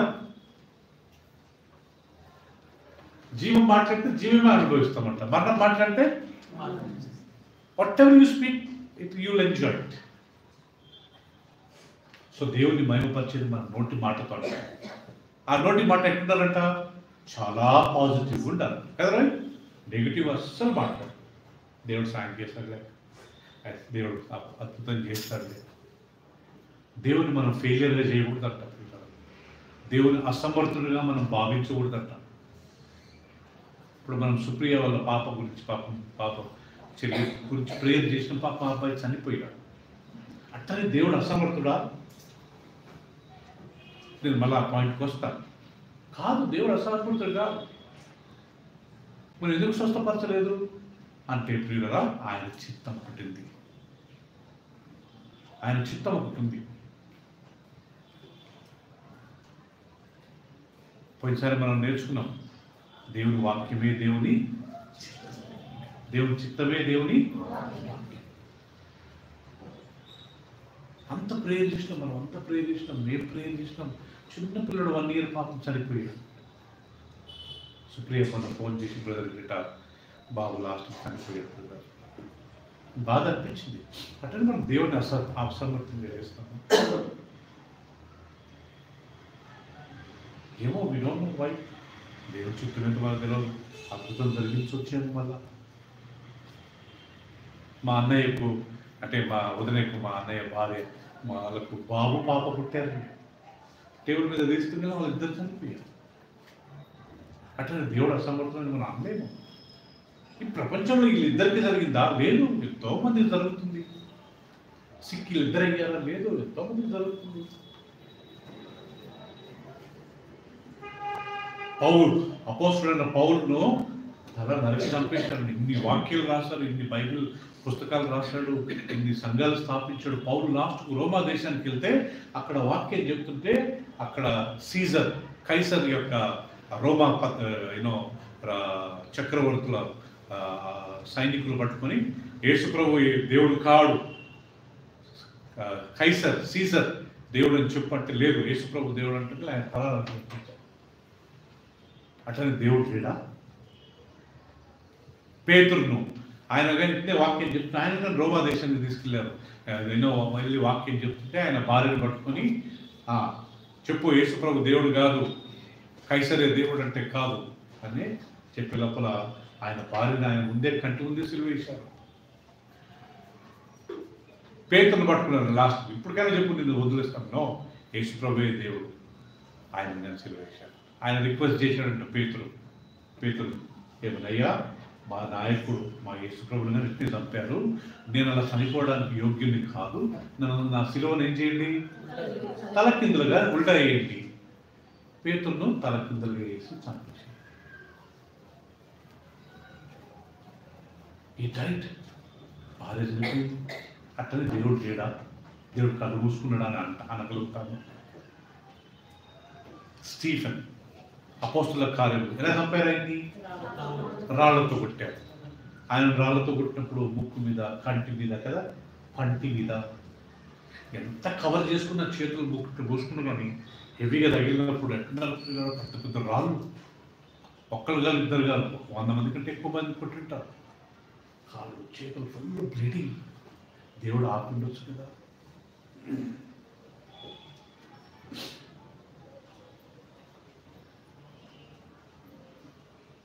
అలా చనిపోయాడు.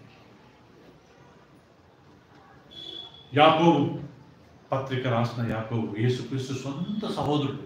మరియమ్మకు తర్వాత పిల్లలు పుట్టారు. యోసేపు మరియమ్మ నార్మల్ ఫ్యామిలీ లైఫ్ జరిపించారు. యేసుప్రభు పుట్టిన తర్వాత వాళ్ళకు 4 అబ్బాయిలు, కొంతమంది అమ్మాయిలు పుట్టారు. ఆ అబ్బాయిలలో యాకోబు పత్రిక రాసింది ఒక ఆయన. ఆయన ఏం చేశారు తెలుసా ప్రియులరా? ఒక పెద్ద మందిరం నుంచి కిందికి త్రోసివేశారు. యాకోబు అని ఇంకొక యాకోబు, యోహాను సహోదరుడైన యాకోబు. అపోస్తుల కార్యం 13వ అధ్యాయం ఎవరిని తీయండి. యేసుక్రీస్తుతో తిరిగిన శిష్యుడు ఈయన ఏం చేశారు చూద్దాం. 13వ అధ్యాయం 1వ వచనం చదవండి. దాదాపు అదే కాలమందు అనే మాట ఉంటుంది. అంతియొక్కలో ఉన్న సంఘములో 12వ అధ్యాయం, సారీ అండి, 12వ అధ్యాయం 1వ వచనం అపోస్తుల కార్యములు 12. దాదాపు అదే కాలమందు రాజైన హేరోదు సంఘం వారిలో కొందరిని బాధ పెట్టుటకు బలత్కారంగా పట్టుకొని యోహాను సహోదరుడైన యాకోబును ఖడ్గముతో చంపించెను. యోహాను సహోదరుడైన యాకోబును చంపించాడట ఖడ్గముతో. యేసుక్రీస్తు ఎప్పుడు 3 సేవకులు శిష్యులను తీసుకెళ్లేవాడు. ఎవరెవరంతా? పేతురు, యాకోబు, యోహాను. ఈ 3లో ఈ యాకోబును ఏం చేశారట? ఖడ్గంతో చంపించారట. పాపం. ఎప్పుడు చూసినా యేసుప్రభు 3 తీసుకెళ్ళేవాడు. ఆ కొండ మీదకి వెళ్ళినా ఈ 3, ఎక్కడికి వెళ్ళా ఈ 3తో తీసుకెళ్ళేవాడు. దాంట్లో ఒక ఆయన చంపేశారు. చదవండి, బిహైడెడ్ అంటారు ఇంగ్లీష్లో. చదువునా? ఇంగ్లీష్లో చదువుకుంట. Honey you read Acts Apostle chapter 12 verse 1. Acts of the Apostle chapter 12 verse 1.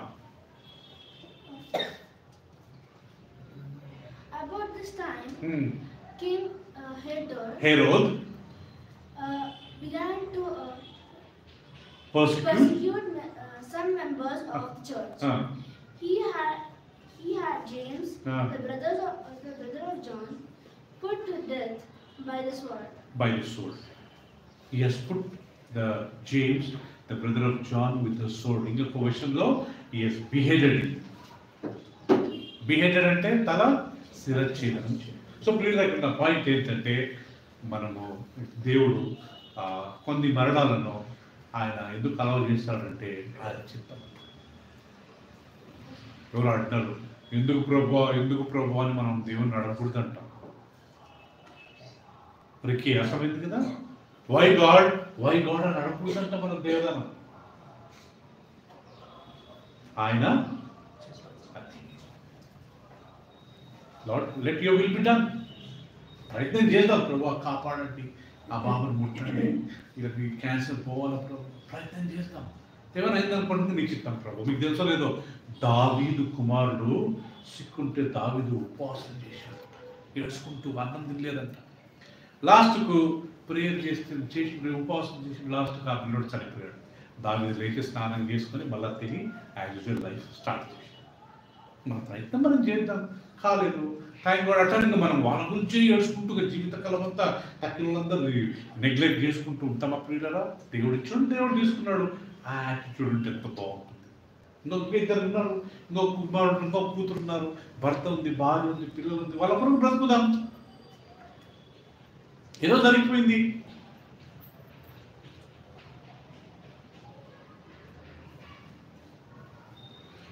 So కష్టం వచ్చిన మాత్రాన సిక్ అయిన వాళ్ళు నాకు బైపాస్ అయింది, నాకు ఆరు బ్లాక్స్ ఉండేంట పిల్లలు, ఆ 6 బ్లాక్ తీశారు, మొత్తం ఓపెన్ చేశారు. నాకు చెస్ట్ నాకేం తెలియదు, 2 కాళ్ళకు నెరలు తీసేశారు. లాస్ట్కు అంతా అయిపోయిన తర్వాత నాకు వామిటింగ్ అయింది. దాంట్లో ఒక గ్రాఫ్టింగ్ ఓపెన్ అయిందంట. ఓపెన్ అయిపోయి మొత్తం బ్లడ్ అంతా కాదు. మా మిస్సులు పిలిచిండ్రు, మా పరిమళ రాయల వాళ్ళందరూ తెలుసు. సన్ని అందరికి ఫోన్ చేశాడు, డాడీ ఆల్మోస్ట్ చాలా సిక్ అయ్యారు. మా మిస్సెస్ని పిలిచి చెప్పాడు, ఆయన బతికిన ఆయన బ్రెయిన్ పని చేయదు, 2 కిడ్నీస్ ఫెయిల్ అయ్యారు.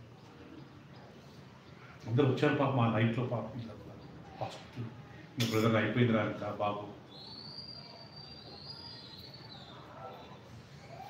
సో ఆల్మోస్ట్ నేను సో 2 years వరకు సఫర్ అయ్యింది ప్రియులరా. ఈ హార్ట్ ప్రాబ్లం, 2 కళ్ళు ప్రాబ్లం. సో ఈ రకంగా ప్రియులరా ఏదో అయిపోతాయి. అంత మాత్రాన మనము దేవుడు లేడనలేదు. సో ఏది జరిగినా ఆయన నీ చిత్తం ప్రభు కదా రోయ్, నీ చిత్తం. మేము అమెరికా వెళ్దాం అనుకుంటాం, నీ చిత్తం.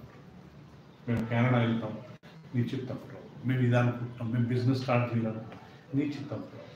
నీతిగా న్యాయంగా, అన్యాయంగా నీ చిత్తం. యేసు ప్రభు ఏమని పాపానికి ప్రార్థన నేర్పించాడు? పరలోకమందున మా తండ్రి, నీ నామము పరిశుద్ధపరచబడును గాక, నీ రాజ్యం మాకు వచ్చును గాక, నీ చిత్తము పరలోకమందు నెరవేర్చిన ప్రకారం ఎక్కడ భూమి మీదుగా నెరవేరును గాక. అంటే అర్థం ఏంటి? నీ వాక్యం ఎలా అయితే పరలోకంలో వాక్యం ప్రకారం సిస్టమ్ ఉందో ఆ సిస్టమ్ మీరు ఎక్కడ స్థాపించండి? భూమి మీద స్థాపించండి.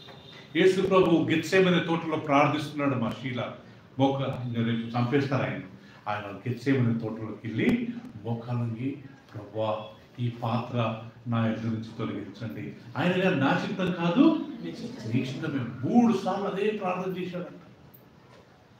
అంటే రేపు ఆయన చంపుతారు. 49 కొరడా దెబ్బలు, 39 కొరడా దెబ్బలు. ఆయన్ని ఊహించుకుంటే ఆయన కొద్దిగా భయపడ్డాడు. ఆయన ఆ టైంలో ప్రేయర్ చేస్తుంటే ఆయన చెమట రక్తంగా మారి కారుతుందంట. అంటే మొత్తం ఆ చిన్న చిన్న నరాలన్నీ పగిలిపోయి బ్లడ్ వస్తుందంట. ఆయన అది ఊహించుకుంటే కొరడా, ఆ రోజుల్లో కొరడాకి చిన్న చిన్న మేకులు ఉండేంత చివర్లో అవి కొట్టి ఇలా లాగేవారంట. ఇట్లా కొట్టి ఇట్లా లాగుతారంట. అంటే ఆ యొక్క చర్మం మాంసం అంతా లాగా వచ్చేదంట. ఆయన మీద ఉమ్మేశారంట, కళ్ళు మూసి గుద్దారంట వీపు మీద. నువ్వు దేవుని కుమారుడు అయితే నువ్వు ఎవరు గుద్దారో చెప్పు.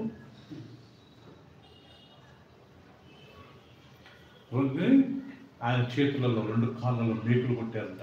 మన బాడీలో ఉండే నరాలన్నీ ఇక్కడ ఎండ్ అవుతాయంట. ఈ ఎండ్ అయిన దగ్గర మనం ఇక్కడ గాయమైతే ప్రాణం పోతుంది. ఇక్కడ మొత్తం బ్లడ్ అంతా అనిచి వెళ్ళిపోతాం.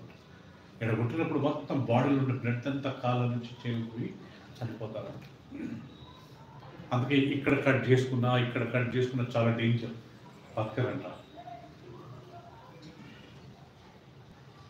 యేసు ప్రభువుని అలా చంపేశారు. దేవుడు ఆయన సాయం చేసి ఉండొచ్చు కదా, దేవుడు తన కుమారుని విడిపించుండొచ్చు కదా. ఈవెన్ ఆయన కుమారునిగానే యేసు అలా చనిపోయినప్పుడు తండ్రి అయిన దేవుడు అలా చేసేవాడు తప్ప. కానీ లాస్ట్గా ఆయన లేపాడు కదా. సాతాను చాలా హ్యాపీగా ఫీల్ అయ్యాడంట చల్లగా, నేను యేసు ప్రభువుని చంపించానని. లాస్ట్ దేవుడు ఆయన పరలోకం మరణం నుండి లేపాడు. అది గౌరవం కదా. సో మనం కానీ అంటుండే, without cross there is no crown. సిలువ లేకుండా కిరీటం ఉండదంట. Without pain there is no gain. నొప్పి లేకుండా లాభము ఉండదంట. సో దేవాది చిత్తం, దేవుని వాక్యమే దేవుని చిత్తము, దేవుని చిత్తమే దేవుని. సో మనం ఏం చేసినా దేవుని వాక్యం చదువుకొని దాంట్లో ఉంటే మనం చేయాలని. నేను చెప్తాను, బైబిల్లో మనం ఎక్కడ ఉద్యోగానికి వెళ్ళాలా, ఎవరిని పెళ్లి చేసుకోవాలా, ఓకే, ఏం చేయాలా, ఏం చదువు, అన్ని ప్రతి ఒక్కటి బైబిల్లోనే మనం చదువుకొని లేకుంటే తెలియనప్పుడు ఒక సేవకులను కనుక్కొని మంచి సేవకులను కన్సల్ట్ చేయండి కదా పిల్లలు, మంచి సేవకులు. ఎందుకంటే ఈ రోజుల్లో అందరినీ పాస్టర్ అన్న వాళ్ళందరూ మంచి వాళ్ళు సేవకులు కారండి. దేవుని చేత పిలువబడి ఉండాలి, ఏర్పరచుకోబడి ఉండాలి. కొన్ని సంఘాలలో ఆ పాస్టర్లు మీరు తీసుకున్న కట్నంలో 10% దేవుని తీసుకురండి అంటారు. కట్నమే తీసుకోకూడదని చెప్పేది పోగొట్టి తీసుకున్న కట్నంలో 10% తీసుకురండి అని చెప్తారు. ఇది ఎంత తీసుకున్నారో మీరు కట్నము, మీ అబ్బాయికి 30 లక్షలు అండి, 30,000 తీసుకురండి. కట్నమే తీసుకోకూడదని మనం చెప్తుంటే వీళ్ళు మీరు తీసుకోవచ్చు, కానీ మరి తీసుకున్న దాంట్లో దేవునికి ఇవ్వాలా, అది దేవునికి అది వాళ్ళు తింటున్నారు కదా ప్రియులారా. పోయిసారి మనం నేర్చుకున్నాం, వాక్యం ప్రకారం మనం కట్నం తీసుకోకూడదు, కట్నము ఇవ్వకూడదు.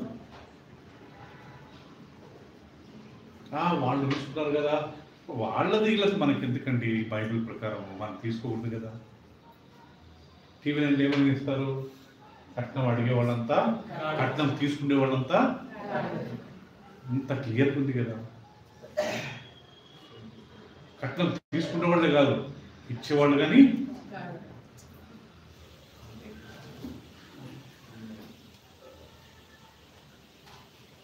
ఎవరెవరైతే ఇంకా పెళ్లి కాలేదో దయచేసి ప్రియులారా గమనించండి, తీసుకోవద్దు,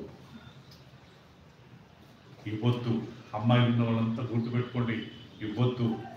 అబ్బాయిలు ఉన్నవాళ్ళు బాగా గుర్తుపెట్టుకోండి, తీసుకోవద్దు. శాపము.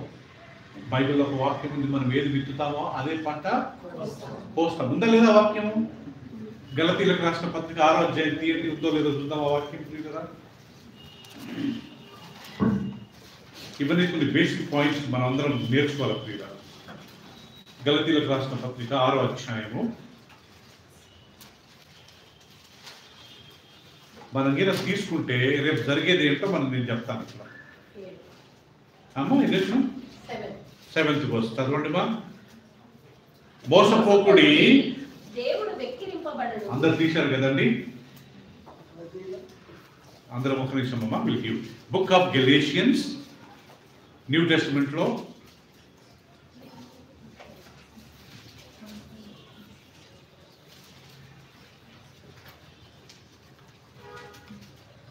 చదవండి మా. మోసపోకుడి, దేవుడు వెక్కిరింపబడడు. మనుష్యుడు ఏమి విత్తునో ఆ పంటనే కొయ్యును. చదువు హని. If someone is caught in any kind of wrongdoing. No, book of Galatians, chapter 6, verse 7. Do not deceive yourselves. Don't deceive yourself. No one makes a fool of one. Ah. A person will reap exactly what he sows. A person will reap whatever he sows. నేను తీసుకున్నాను అనుకోండి మా సన్ని గురించి, ఏం చేయాలి కీర్తన? రేపు ఆయనకి 2 కూతుర్లను దేవుడు ఇస్తాడు మాట అంటున్నాను. అప్పుడు ఆయన ఏం చేయాలా? ఆయన కూతుర్లకు ఇవ్వాలా. ఇప్పుడు మనం తీసుకున్నది 50 లక్షలు అయితే ఆయన రేపు ఇవ్వాల్సింది ఎంత? ఓకే, ఒక 2 కోట్లు ఇవ్వాలా.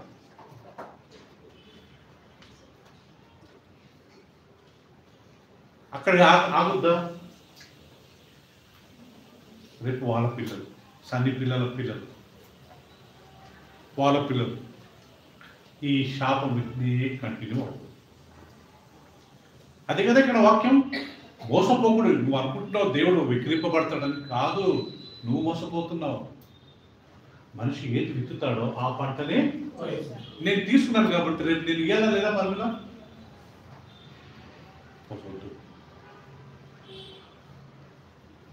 లేటెస్ట్ మ్యారేజ్ మన ప్రైజ్ లార్డ్ ఫెలోషిప్ ప్రకారం లేటెస్ట్ మ్యారేజ్ రూల్స్ అందరు గుర్తుపెట్టుకోండి. రేపు ఏమైనా పెళ్లి చేసుకుంటే మీరు 50%, మేము 50% డిన్నర్. మీ బట్టలు మీరు కొనుక్కోండి, మీ అమ్మాయి, మా బట్టలు మేము మా అబ్బాయికి మేము కొంటాం. మళ్ళా మీ అమ్మాయికి మేము చీర పెడతాము, మా అబ్బాయికి మీరు ప్యాంట్లు పెట్టండి. ఆడ గొడవలు వచ్చేస్తాయి. ఏం రోహిత్? మీరు కొనుక్కోండి, మాది మేము కొనుక్కుంటాం. బెస్ట్. డిన్నర్కి 50-50. ఎంత బాగుంటుందండి ఆ మ్యారేజ్. లేకుంటే ఊరికి మిస్అండర్స్టాండింగ్. సో ప్రియులారా, ఇవన్నీ దేవుని వాక్యం ఎంత స్పష్టంగా రాయటం. మోసపోకుడి. ఒకటి కట్నం గురించే కాదు, ఏదైనా తీసుకోండి, మనం ఏది చేసినా మనం దాన్ని రిపీట్ అయినా లేదమ్మా.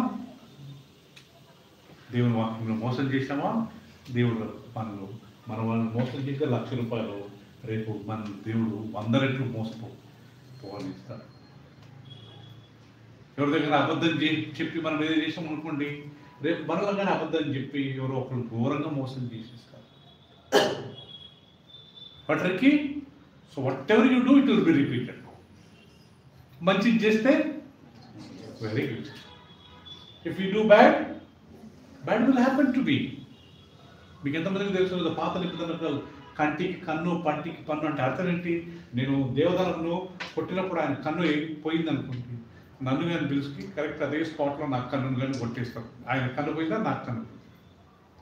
నేను గుద్దినప్పుడు ఆయన 2 పళ్ళు ఊడిపెట్టి నన్ను కానీ పిలిపించి కరెక్ట్ అదే స్పాట్లో గుద్దారు అనుకోండి, 2 నా పళ్ళు పోతాయి. నేనేం చేసానో నాకు అది మళ్ళా జరుగుద్ది ప్రియుల. అందుకే ప్రభువా, మనం అయినంత వరకు ఇలాంటి వాటికి మనం జోలికి వెళ్ళకూడదు. ఈరోజు బాగా విన్నాం, కానీ ఆ మ్యారేజ్ టైం వచ్చినప్పుడు ఎవరైనా కేర్ చేయడం. బ్రదర్ ఏదో చెప్పారు లేండి, మా అమ్మ డాడీ వినట్లేదు, మా చుట్టాలు వినట్లేదు, మేము చేసేది మేము చేస్తాం అనుకుంటే ఎవరి పాపానికి వాళ్ళు ఒడిగట్టుకోవాలి. సో ప్రియులారా, రెండోది, మనం దేవుని మహిమార్థం కొరకు ఏది చేసినా ఆయన మహిమార్థం కొరకు చేయాలి. దేవుని వాక్యం ప్రకారం జరిగించే ప్రతి ఒక్కరు దేవుని మహిమార్థం కొరకే చేస్తున్నట్టే, దేవుని మహిమపరిచినట్టే. మన ఆచారాలు, మన పద్ధతులు, మన సాంప్రదాయాలు మనకు లాస్ట్ అండ్ ఫైనల్గా ప్రియులారా, మనం ఏది చేసిన మూడవది,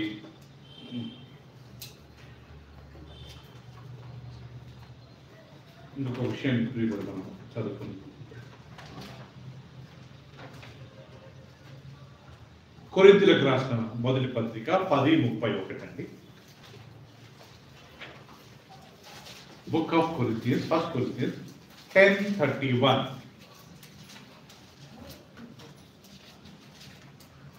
Chapter 10, 1 Corinthians.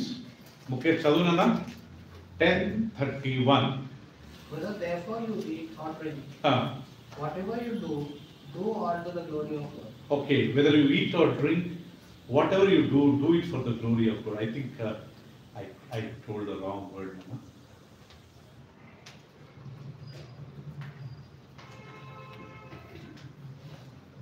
మేబీ యోబు గ్రంథం 42:10 ఎవరన్నా చదవండి. యోబు గ్రంథము 42:10.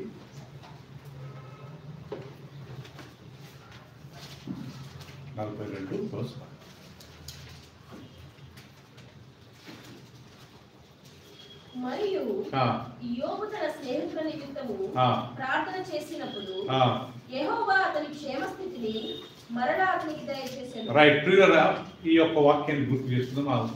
చదువునా 42 verse 10 అన్న. And the Lord turned the captivity of Job.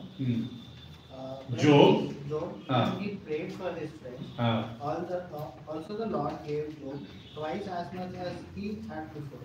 ప్రియరా గుర్తుపెట్టుకుందాము. JOB job అని వస్తుంది. రెండోది మనము ఉద్యోగానికి వెళ్ళినప్పుడు దాన్ని జాబ్ అనాలి. బైబిల్ చదివేటప్పుడు ఇది చాలా మంది కన్ఫ్యూజన్. ఓకే, జాబ్ అని కొంతమంది బైబిల్ చదివేటప్పుడు అనుకుంటారు. ఉద్యోగానికి వెళ్ళినప్పుడు జోబ్ అంటుంటారు. బైబిల్ చదివేటప్పుడు అది జోబ్, ఉద్యోగానికి వెళ్ళినప్పుడు జాబ్. స్పెల్లింగ్ సేమే. రైట్, లాస్ట్ పీరియడ్లో మనం దేవుని ఎలా మహిమపరచగలుగుతామంటే మనం ఇతరుల మంచి కోరినప్పుడు దేవునికి మహిమ కలుగుతుందంట. ఇతరుల మంచి ఇక్కడ యోబు ఏం చేస్తున్నాడంట? వాళ్ళ స్నేహితుల నిమిత్తము ప్రార్థన చేస్తున్నాడు. ప్రార్థన చేసిన తర్వాత యోబుకున్న కష్టాలన్నీ దేవుడు తొలగించి, ఆయనకున్న రోగాన్ని తొలగించి మంచి ఆరోగ్యం ఇచ్చాడు. దాని తర్వాత బైబిల్ ఏముంది? యోబుకు మరలా 10 మంది పిల్లలను దేవుడు ఇచ్చాడు. 7 కుమారులు, 3 కుమార్తెలు. ఆయన మొదట 7,000 గొర్రెలు అంటే ఇప్పుడు 14,000, అంతే ఆల్మోస్ట్ డబుల్ ఇచ్చాడు దాని లక్ష్మి. సో మనం వేరేటోళ్ళ మంచి కోరాలంట, ఏ మనుషులైనా దేవుడు వలన. అందుకే ప్రియుల ప్రతి ఒక్కటి అందరం గుర్తుపెట్టుకుందాం. ఎవరినైనా కలిసినా, ఎవరితో మాట్లాడినా గాడ్ బ్లెస్ యూ అనాలి. ఏమనాలా? దేవుడు మిమ్మల్ని ఆశీర్వదించును గాక. ఆ ఒక్క మాట నుండి ప్రియులరా మన ఆ వ్యక్తి మీద మనకి ఎలాంటిది యుద్ధం లేదు అని అర్థం. నేను సంటైన్ స్కూల్లో మా ప్రిన్సిని పోయి తెస్తుంటాను కదా, ఆ సంటైన్ స్కూల్లో నేర్పిస్తారు ఎంత మంచిగా. చిల్డ్రన్ అంతా చిల్డ్రన్ టీచర్స్ అంతా గాడ్ బ్లెస్ యూ చిల్డ్రన్ అంటే, చిల్డ్రన్ పిల్లలందరూ కలిసి మళ్ళీ తిరిగి గాడ్ బ్లెస్ యూ మిస్ అంటారు. సో మనం ఎవరైనా కలిసినప్పుడు, నేను సంఘంలో చెప్పడం కాదు కానీ ఎవరైనా కలిసినా, ఎవరితో మాట్లాడినా దేవుడు ఇంకా మిమ్మల్ని ఆశీర్వదించాలి బ్రదర్ సిస్టర్, మిమ్మల్ని ఇంకా దేవుడు దీవించాలి అనే మాట అన్నచాలి. వాళ్ళకి దొరికిందని మనకు లేదని కదా, వాళ్ళకి ఇల్లు ఉందని మనకు లేదని, వాళ్ళకు ఉద్యోగం ఉందని మనకు లేదని, వాళ్ళకి ఇన్కమ్ ఉందని లేదని ఎప్పుడు ఫీల్ కాదు కదా అని we have to say God bless you, దేవుడు మిమ్మల్ని దీవించిన దాక, ఇంకా మిమ్మల్ని దేవుడు. అప్పుడు దేవుడు ఏం చేస్తాడంట? వాళ్ళకంటే ఎక్కువ మనల్ని ఆశీర్వదిస్తాడు. ఇక్కడ ఫార్ములా కొద్దిగా దేవుడు మన పట్ల చెప్తాడు. ఇప్పుడు యోబు కురుపులతో చీము రక్తం కారుతూ ఆ బూడిదలు కూర్చొని ఒక చిల్లి పెంకు తీసుకుని అందరూ గోక్కుంటూ కూర్చున్నాడు అంటాడు. ఆయన 10 మంది పిల్లలు చనిపోయారు. లాస్ట్కు ఆయన స్నేహితులు వచ్చి, యోబు నువ్వేదో చేసినట్టున్నావు, అందుకే నీకు ఈ రోగం వచ్చింది, మంచిగా అయింది అన్నట్టుగా అంటున్నారు అంటండి. అందుకు యోబు వాళ్ళ మీద కోపపడి, నేను ఇప్పుడే కష్టపడుతుంది, మీరు వచ్చి మళ్ళీ నన్ను రెచ్చగొడతారా అని అనలేదంట. ఏమన్నాడంట వాళ్ళ గురించి? ప్రభువా పాపం తెలవక ఏదో ప్రేరి అంటున్నారు అని వాళ్ళ గురించి ప్రార్థించారు. ప్రార్థన చేసిన వెంటనే ఆయన పోగొట్టుకున్నదంతా మళ్ళీ దేవుడు ఇచ్చాడంట. ఆయన రోగం అంతా మంచిదంట. మళ్ళీ దాని తర్వాత ఆయన 140 సంవత్సరాలు బతికాడు. లాస్ట్ వచ్చిన చదవండి, 42 చిగురు వచ్చాము. అటు తర్వాత యోబు 140 సంవత్సరములు బ్రతికి తన కుమారులను కుమారుల కుమారులను 4 తరముల వరకు చూచెను. చూశారు పిల్లలు, దేవుడు అటు తర్వాత యోబుకు 140 సంవత్సరాలు బతికించాడంట. ఎవరికైనా వీసా దొరికిందా? God bless you brother. ఎవరికైనా ఇల్లు కట్టుకున్నారా? God bless. బండి ఉన్నారా? మనకి ఏదైనా ఇన్ఫర్మేషన్ వస్తే గాడ్ బ్లెస్ యూ, దేవుడు ఇంకా మనం తీర్చును కాక అని మనం వాళ్ళు రేపు బ్లెస్. అప్పుడు దేవుడు ఏం చేస్తాడంటే మన మంచి మనసును చూసి ఏం చేస్తాడు? మనల్ని ఆశీర్వాదిస్తాడండి. హృదయపూర్వకంగా అనాలా? మళ్ళా అది దేవుడు తెలుసు కదా, మనం హృదయపూర్వకంగా అంటున్నామో లేకపోతే బ్రదర్ చెప్పిండని అంటున్నామో కదా. God bless you. యోబు గురించి, యోబు వాళ్ళ స్నేహితుల గురించి ప్రార్థిస్తున్నప్పుడు ఆయన పోగొట్టుకున్నంత దేవుడు ఇచ్చి. సో ఇలా మనం దేవుని కనపరచదు. ఏ మనిషిని పట్ల కానీ మనకి ఎలాంటిది లేకుండా అందరితో ప్రేమగా సమాధానం ఉంటూ దేవుడు ఇంకా మిమ్మల్ని దీవించాలి. దేవదానం ఇంకా మిమ్మల్ని దీవించాలి. రేవంత్, రోహిత్, దేవుడు ఇంకా మిమ్మల్ని దీవించాలి. షారోన్ ఇంకా దేవుడు మిమ్మల్ని దీవించాలి. God bless you. మీ స్టడీస్లో, మీ ఎడ్యుకేషన్లో, ఫైనాన్షియల్ ఇంకా దేవుడు దీవించాలి. ఆమేన్. అలా అన్నప్పుడు దేవునికి మహిమ. మనం ఏ మనుషులను కానీ వాళ్ళు తిరుగుతున్నారు అని వాళ్ళ మీద జలస్గా ఫీల్ కాకుండా ఉండాలంటే సింపుల్ వర్డ్ మన నోటి నిండా హృదయపూర్వకంగా గాడ్ బ్లెస్ యూ అంటే అయిపోయింది. నేను పోయిసారి చెప్పాను కదా, మా అత్త, మా మిస్సెస్ వాళ్ళ మమ్మీ, ఆమెకి ఒకసారి కోపం వస్తుంది. వస్తే ఆమె ఏమంటుంది తెలుసా, నీ పిల్ల సల్లగుండగా ఉండునుగా అంటది. మా అత్తను నేను చాలాసార్లు చూశాను. ఏదైనా వాళ్ళ మనవాళ్ళ మీద పిల్ల సల్లగుండుగా అంటారు. ఆ కోపాన్ని ఆమె ఏమడుతుంది, సల్లగుండుగా అక్క. కోపం వస్తే తిట్టడానికి గాడ్ బ్లెస్ యూ అన్నారు. ఏమన్నారంట, గాడ్ బ్లెస్ యూ. ఇప్పుడు చెడ్డ చెడ్డ మాటలు తిట్టడం కంటే దేవుడిని ఆశీర్వదించుకున్నాక ఆ కోపాన్ని మనం ఎలా మార్చుకోవాలంట, ఆశీర్వదనంగా మాట. ప్రార్థన చేసుకుంటాం. ఒక్క నిమిషం దేవుని దగ్గర అడుగుతాం. ప్రభువా, ఇదిగో ఈ మాటలు నీ లేఖనాలలో ఉన్నాయే ప్రభువా, ఎంత విలువైన మాట, నిన్ను మరి మహిమపరచాలి. మా జీవిత నాయన ఒక పర్పస్, నేను జీవించే కారణం నిన్ను మహిమపరచడానికే ప్రభు. సాయం చేయండి. ఏం జరిగినా వి విల్ యాక్సెప్ట్. నీ చిత్తం అయ్యా, నీ వాక్యమే నీ చిత్తం, నీ చిత్తం నీ వాక్యం. నువ్వు మమ్మల్ని సృష్టించిన నీ మహిమార్థం. You created us for your glory. So therefore whatever we eat, we drink, whatever you do, we want to do for your glory. మేము కట్నం తీసుకోము, కట్నం ఇవ్వము. మేము ఏది విత్తుతామో అది మేము కొయ్యాలి. రేపు మా శాపము మా పిల్లలకు రాకూడదు ప్రభు. అది అలాగే పిల్లల తరాల పడి ప్రభు అది జరగకూడదు. మాతోనే ఆగిపోవాలి. మేము తీసుకున్నట్లయితే ఆ కట్నం పైసలు మేము ఇవ్వాలి. మా పిల్లలకు మేము తీసుకోకూడదు, ఇవ్వకూడదు. ఆచారాలు వద్దు, సాంప్రదాయం వద్దు. మేము నీ వాక్యాన్ని నేర్చుకుంటున్నాం. ఇప్పుడు నీ వాక్యాలు మాకు నాయన నేర్పిస్తున్నాయి. మాకు సాయం చేయండి అని అడుగుదాం మా పిల్లల. లేదు నేను నాకు ఇష్టం వచ్చినట్టు చేస్తాం, మా పెద్దలు మాకు చెప్తున్నారు అంటే, ఇప్పుడు మనం చదివాం కదా, ఒకరి దృష్టికి సరళమైన మార్గం చూడడానికి సరళంగానే ఉంటుంది, కానీ దాని అంతం మరణం అంటండి. ఎవ్వరు సాయం చేయలేరు. ఇప్పుడు దేవుడు ప్రైజ్ లార్డ్ ఫెలోషిప్ ద్వారా ఇక్కడ మనకు వాక్యం ద్వారా కొన్ని నేర్పిస్తున్నాడు. నేర్చుకుందాం.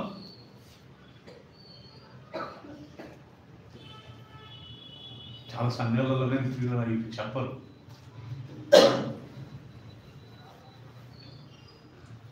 ఒక అబ్రహాం గురించి, యాకోబు గురించి చెప్పి పంపుతారు ఇంటికి.